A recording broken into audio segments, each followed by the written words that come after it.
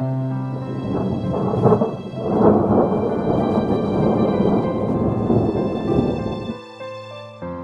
Tom Baker, this is Chasing Cars, and this is the Jaguar XE S. By lifting the 250 kilowatt supercharged V6 from the F-Type and pairing that to the XE's now legendary driving dynamics, Jaguar have created quite a formidable sports sedan. But is this the one you want? Is the XE S good enough to beat an Audi S4 or a BMW 340i? And what's it really like to live with a practical performance Jaguar? There's only one way to find out.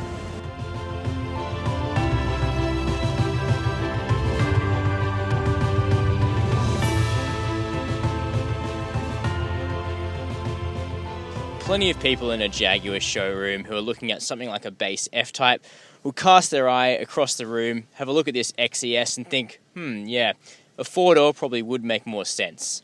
And if you're one of those people, one way that you don't miss out is you still get a really cool interior. So the XE's cabin is clearly inspired by the F-Type in how everything here is laid out. You look right forward at this beautiful, soft, small steering wheel that's lovely to hold. You look forward at F-Type inspired gauges and a heads-up display, and it feels more like a cockpit in here, to be honest, particularly with this wraparound piece of trim that goes right up around the front dash there. Every XE also gets an 8-inch colour touchscreen as standard, which comes with navigation and premium sound on every car. It's mostly easy to use, but it does lag now and again, and the navigation graphics are a little bit cheesy. And unfortunately, even on this top XE model, it costs almost $2,000 to upgrade to a bigger, better 10-inch system.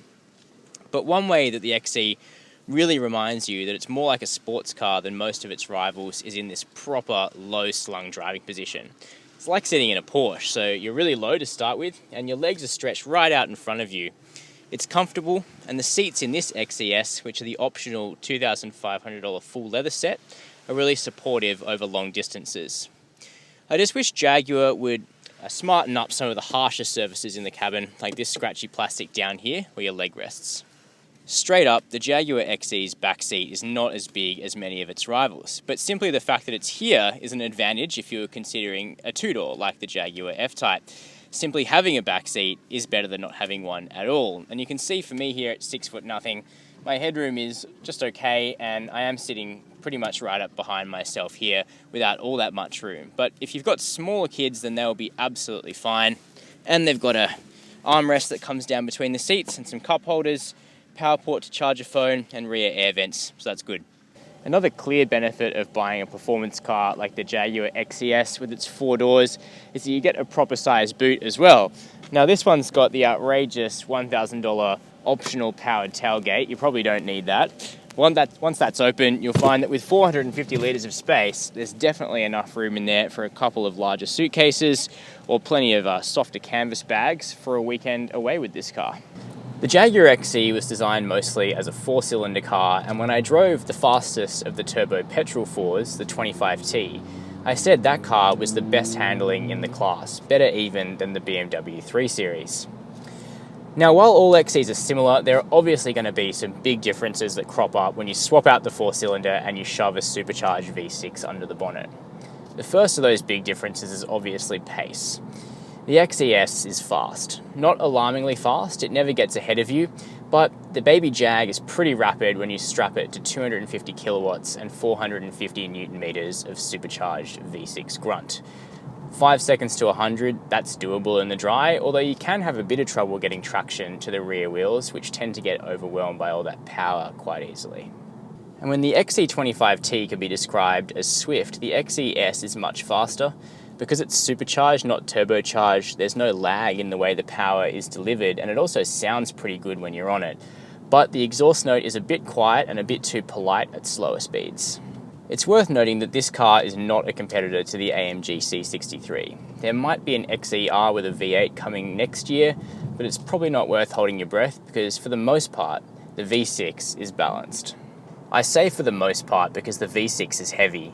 By going for the XE S, you add 100 kilograms over the front wheels, and that's a difference you can feel, particularly when you pitch the car into a corner. Whereas the 25T feels really light on its feet and willing to turn on a dime, the XE S is a fair bit meatier and feels more bulky when you turn in hard to a fast corner. But like the 25T, The XE S shares the XE's best-in-class suspension and chassis setup. There's double wishbone at the front and Jaguar's integral link at the rear, and those two combine to give this car real dynamic poise. So not even a heavy engine can dilute the XE's supreme handling balance to the point where a BMW 340i is clearly better.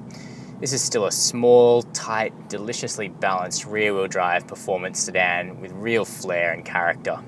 And with the V6, it's got the pace to match all of that.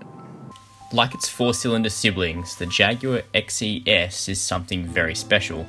There are other small, balanced luxury sedans, but this is a Jaguar, and a modern Jaguar at that. And that means it has an extra streak of flair and character that has mostly disappeared from the Germans. It may not be as good value or as outright fast as the competing BMW or Mercedes, but buying a car like this is about heart, not head. And having lived with it, if I was after a quick four-door, I'd be hard-pressed to write my check to anyone else.